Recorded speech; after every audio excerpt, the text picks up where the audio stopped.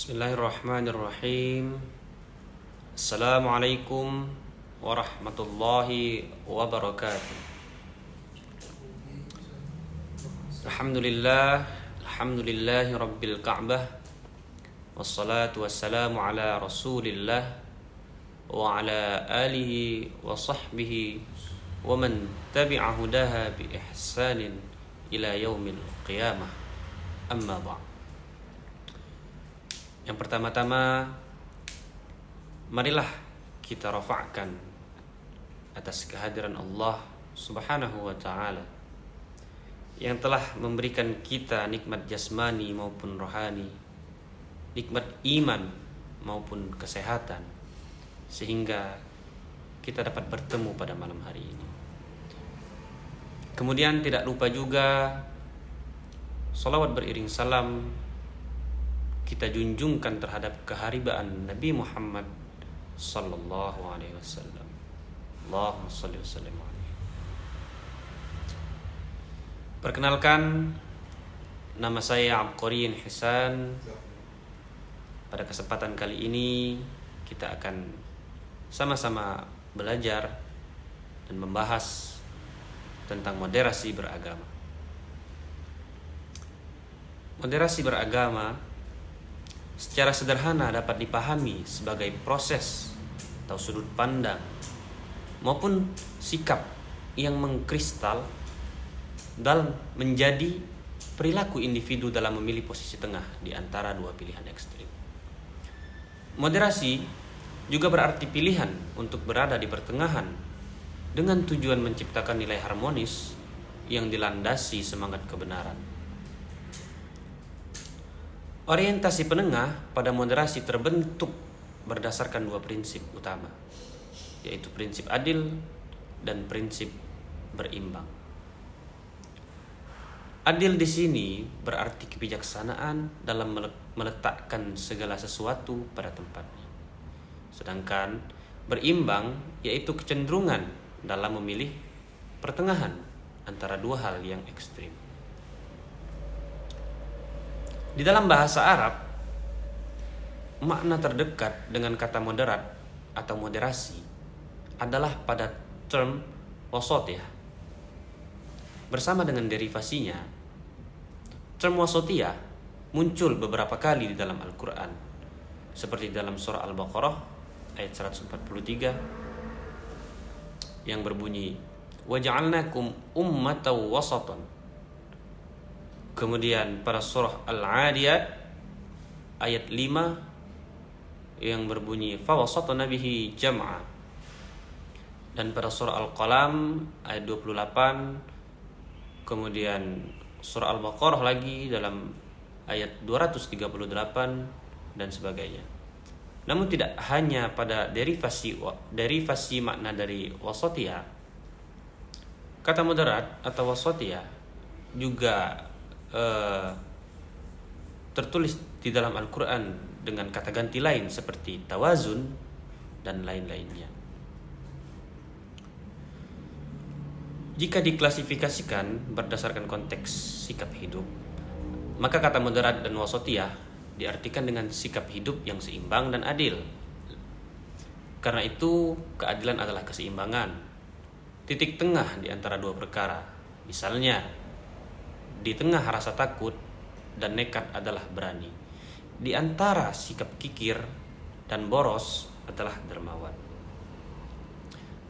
Nabi Muhammad SAW sangat menganjurkan agar umatnya untuk selalu memilih jalan tengah, yaitu jalan yang diyakini sebagai jalan terbaik. Seperti halnya dalam sabda Nabi Muhammad SAW yang berbunyi khairul umuri awsatuha. Sebaik-baik urusan adalah yang tengahnya. Kemudian dalam mewujudkan moderasi beragama di Indonesia misalnya, Kementerian Agama telah menetapkan beberapa indikator untuk mewujudkan hal ini. Keempatnya adalah yang pertama, komitmen kebangsaan. Yang kedua toleransi. Kemudian anti kekerasan. Dan yang terakhir adalah akomodatif terhadap kebudayaan lokal. Namun selain keempat indikator tersebut juga ditemukan indikator lain, yaitu keterbukaan, mengutamakan berpikir kritis, kesadaran diri yang berdekatan pada konsep tawadhu, kemudian berorientasi pada kemanusiaan. Beberapa indikator di atas dapat dijadikan acuan bersama pada penerapan moderasi beragama di masyarakat khususnya. Sedangkan apa tujuan dari moderasi ini sendiri? Tujuan etis dari moderasi beragama adalah untuk kebahagiaan hidup bersama yang tanpa harus merugikan makhluk lain melalui kontrol situasi harmonis. Agar pluralisme ini tetap terjaga, agar kemajumukan tetap harmonis, diperlukan usaha yang serius terhadap hidupnya nilai-nilai kebijaksanaan untuk mengimbangi setiap perbedaan.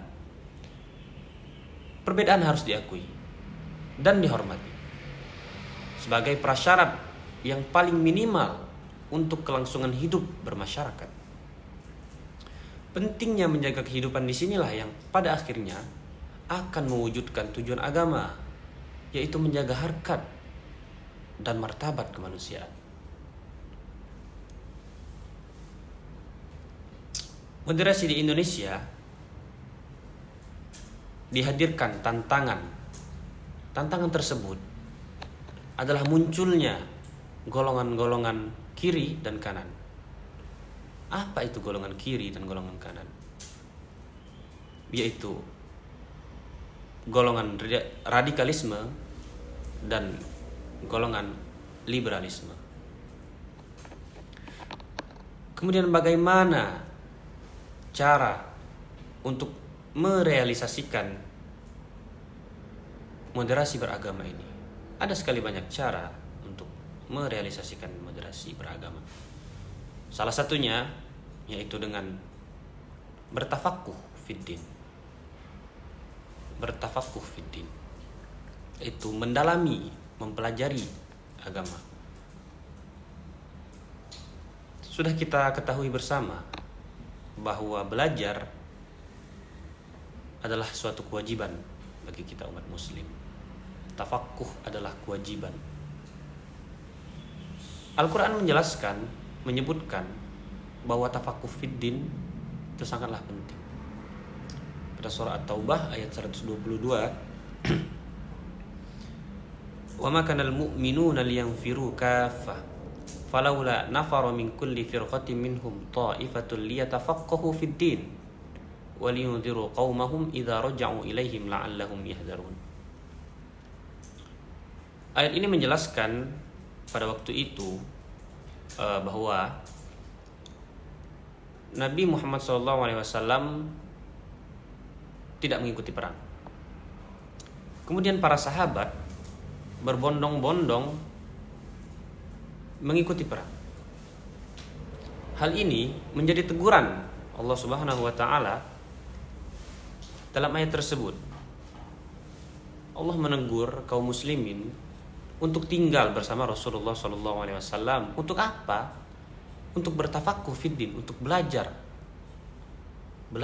mendalami agama.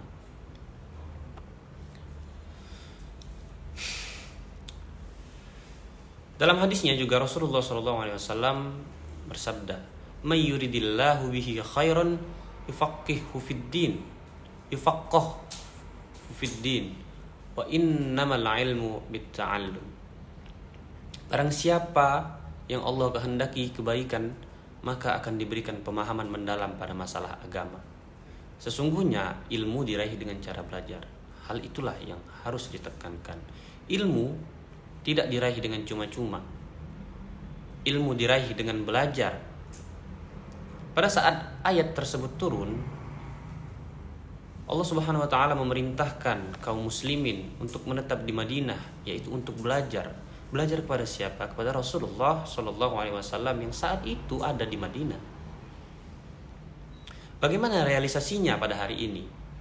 Pada zaman sekarang, pada zaman modern ini. Ada banyak cara untuk merealisasikan tafaqquh fiddin ini. Salah satu caranya misalnya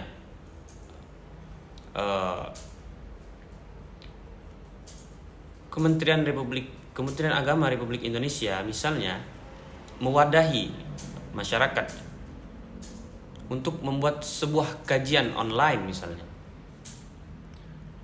dengan tujuan memoderasikan masyarakat dalam beragama supaya tidak terjerumus ke dalam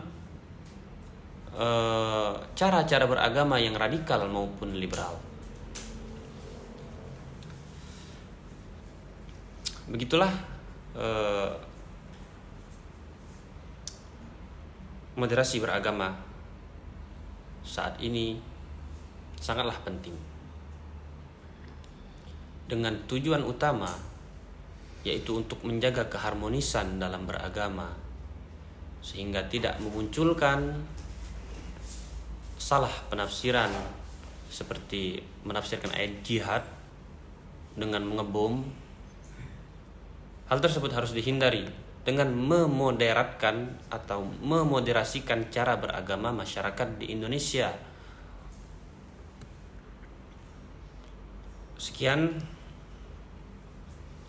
dari saya, lebih dan kurang saya mohon maaf. Wabillahi taufiq wal hidayah wa ridha wal inayah. Assalamualaikum warahmatullahi wabarakatuh.